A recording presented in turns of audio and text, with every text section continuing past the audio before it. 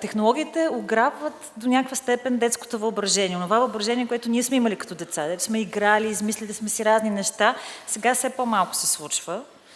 Точно така, обаче Лина и Стефани са от хората, които се грижат да подхранват детското въображение и за това ги каним тук. Те са съоснователките на Party Fox и вече 15 години се грижат за това децата ни да порастват с въображение или да отлагат порастването. Много сладко се усмихват от там. Заповядайте тук, момичета. Ще ни говорят за тайният език на децата. За вашия таен език.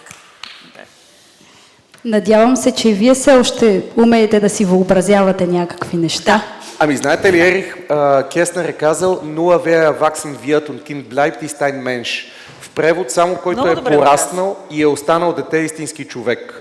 Така че много се стараем да си въобразяваме неща, да си представяме неща, да си фантазираме и ние сме от вашата аудитория. Много се радвам. Толкова бъдещи родители и настоящи всички заедно. Аз да ви призная честно, малко се притеснявам, защото нашата аудитория по принцип е висока не повече от метър, така че малко ми е притеснено, но ще се опитаме да ви предадем нашето послание по възможно най-добрият начин. Хубавото тук е, че освен, че вие сте родители, също и ние сме родители. Ето, например, аз имам в къщи 2 пубертета. Единият е на 13, другия е на около 1 годинка. Аз също имам дете, моето е 1, ама е палово като за 2. Така че те разбирам перфектно. Но искам да питам колко от вас днес имат и друго детенце, не само това, което очакват те първа. Добре, тук има 2-3 ръце. 4. Над 2 годинки ли са децата? Да. А тези от вас, които сега очакват първо дете, най-доброто предстои във всички смисли на думата. Искам обаче да ви вкарам в следната ситуация. Представете си понеделник сутрин. Бързате, закъснявате, облякли сте те както можете на 2 на 3, пили сте кафе, 2 глътки, останалото се е разляло, незнайно как. Всички дигат ръце и сте в колата. След не ви се е разминал скандала, с кои обувки ще излезем, защото всички маратонки са ужасни, мамо. Ама не искам тия, не искам уния, искам с бутуши. Сега август месец с бутуши искам да изляза. Излязло е детето. Те обикновено тези спорове така завършват. И вие се опитвате да запазите самообладание, добро настроение, пускате радиото, банга-ранга, разбира се, дъни и от задната седалка се чува гласче. Мамо, ама ти виждала ли си дракон? Ама такъв с люспи, които се ядат. В този момент, разбира се, в това задръстване, на вас просто видя да отговорите: не съм виждала дракон, няма да видя дракон и ако не си изпия кафето, аз ще стана на дракон. Обаче вместо това запазите така дълбоко, си поемате дъх, запазвате самообладание и казвате: не, мамо, не съм виждала дракон, защото те не съществуват. И тук искам да ви помоля да направите кратка пауза, защото детето на задната седалка току-що не ви е поискало дракон. То ви е попитало нещо много по-важно, просто на език, който вече сте забравили. Аз съм Стефани, това до мен е Лина и ние освен родители сме аниматори вече повече от 15 години. И сега ще й дам думата, за да ви разкаже малко интересни неща. Да, като чуете аниматор, си представям какво е в главата ви. Тичащи деца, крещящи, пукащи се балони, песничката Рам-зам-зам до припадък се върти, Happy Birthday, свещички. Да, това е част от нашата работа, но истината е, че това е много малка част от работата ни. Всъщност, ние не просто забавляваме децата, не е това. Ние трябва да влезнем в техния свят. И то изключително внимателно. По чорапи, с уважение и да говорим на техния език. А кой е техният език? Така, сега ще ви разкажа една история от моята работа. Тя ми се случи съвсем скоро. Бях се облякла като принцеса с перука, бална рокля, корона и всичко до най-съвършения детайл, за да съживя любимият герой на момиченцето. В следващия момент тя пристига при мен и казва: мама каза, че ти си аниматорът. Значи ти не си истинската принцеса. Аз я погледнах и я попитах: а ти виждала ли си по-истинска от мен? Тя се замисли и каза: да, обаче истинските принцеси нямат такива обувки. Не отрекох. Да, така е. Но истинските принцеси имат най-различни обувки за най-различни поводи, точно като теб. Тогава момиченцето ми се усмихна. Нищо повече не каза. В тази усмивка аз видях нещо, което съм виждала стотици пъти. Имаше облегчение в погледа й. Сякаш някой току-що й беше казал: можеш да вярваш. Безопасно е, давай, не се притеснявай от това. И това, което повечето родители не виждат, е, че всъщност зад работата на аниматора стои много повече, отколкото просто е един костюм. Защото да сложиш костюма е най-лесното нещо, но ние всъщност много внимателно се подготвяме. Изучаваме образа, характера на героят, който ще бъдем. Изучаваме как говори, от какво се страхува, ако искате. Защото това е важно за децата. И когато те дойдат при нас и ни попитат: ама ти наистина ли си живяла в кула? И наистина ли имаш зла мащеха? Ние нямаме право на грешен отговор, не защото ще ги разочароваме, а защото съзнаваме, че те в момента проверяват нещо важно. Дали светът е изграден само от реализъм и само от факти, или има още нещичко, което не виждаме. Ние заедно с тях изграждаме имагинерна реалност. Всяка пръчка е магическа, всяко на метало е супергеройско. И всичките тези неща им помагат. Катерушката, тя е космически кораб. Обикновения следобед никога не е обикновен. Спасяваме света по 3 пъти на ден. И чрез играта ние им предаваме послания и разбираме тяхните емоции, както всъщност най-добре може да ги разбере един възрастен. Защото децата не могат да ни кажат нещата просто така. Те имат нужда да ги проиграят. Чрез игрите ние се свързваме, изграждаме увереност и това не е мое лично мнение. Това е научно доказано. Когато едно дете се превръща в своят любим герой, принцеса, дракон или супергерой, всъщност в неговото съзнание се случват 4 много сериозни неща. Първото е социално развитие. Чрез ролеви игри децата упражняват социалните си умения, успяват да видят различни гледни точки и също така усвояват социалните правила, което е да разберат как функционираме всички ние заедно. Второто нещо е когнитивното развитие.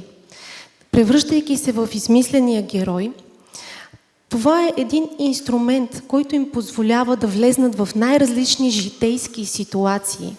Те да минат през тях безопасно и също така да придобият повече увереност и саморегулация. Тогава драконът не е просто дракон. Той е една репетиция. Репетиция за живота. Третото нещо, което се случва, моралното развитие. Всеки герой им дава конкретен образ за добро, за зло, за честност, за справедливост. И преди още в тяхната глава да се е формулирала думата отговорност, какво означава, те всъщност са я играли стотици пъти. И идва ред на четвъртото – емоционалното развитие. Приказните образи дават една безопасна среда. Чрез нея те разбират какво е емпатия. Да усетят това, което другия чувства. И когато следващия път някое дете ви попита дали сте виждали дракон, всъщност то не ви пита за самото животно. То иска от вас лаборатория, в която да може да изследва живота. Да тренира това да бъде човек. И често, буквално всеки уикенд, защото аз дигам телефона, чувам от родители, ама сега това са измислици. Аз моето дете няма да го лъжа. Дайте нещо за по-големи деца. Така, то не вярва вече в герои. Тук говорим за деца до 6 години. Ама детето ви точно тогава най-много вярва. Тоест двата крака във въображаемия свят. И аз разбирам страха на родителите, че те се притесняват да не попаднат в ситуация, в която създават на детето си илюзия, която после ще бъде счупена, или то няма да е зрял реалист, когато порасне. Но всъщност това не е точно така и не е нужно да счупим розовите очила на децата, за да живеят те добре в реалния свят. Моето предложение е просто да вярваме, и това също е научно доказано, че реализмът и въображението вървят ръка за ръка. Защото въображението не е бягство от реалността, то е просто начин да се справим с нея, просто по-гъвкаво. И като умствена лаборатория, когато вашето дете на 3 годинки бърка супа от листа, то се учи да планира кое след кое да сложи, както мама прави. И когато си играе на лекар, то упражнява емпатия. И когато си измисля чудовището под леглото и после му се налага да го победи, то се бори с страховете си. Реализмът без въображение е просто тесен поглед. Виждаш това, което е пред теб.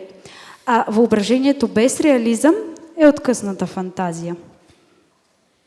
Двете заедно правят нещо много интересно. Как въображението всъщност ни превръща в реалисти. Това може да звучи доста парадоксално, но е истина. Въображаемата роля възпитава у детето зрял реализъм. Тя му помага първо да помисли, да не реагира веднага, да погледне нещата от една по-широка перспектива и да взима по-разумни решения. Подпомага не фантазирането без връзка с реалността, а умението да се подготвиш за нея, да мислиш във варианти и да избереш най-подходящия вариант спрямо ситуацията. Също какво друго? Ако едно дете си представи, че е лекар на своите плюшени играчки, то тренира това да задържа цел в ума си, да погледне от другата гледна точка. Да може, ако има възникнал проблем, да вземе решение, да бъде гъвкаво. Тези всички умения го правят един практичен възрастен, защото да си практичен е да умееш да задържиш в съзнанието си две неща. Това, което искаш и това, което е възможно. И да намериш точно връзката, моста между тях двете. И сега, за да ни разберете защо повдигаме темата точно днес, точно тази година, това не е просто един разговор за детските партита и любимите герои на децата. Нашите деца ще израснат в един свят, където изкуственият интелект ще прави все повече от рутинните задачи. И това вече ни се случва.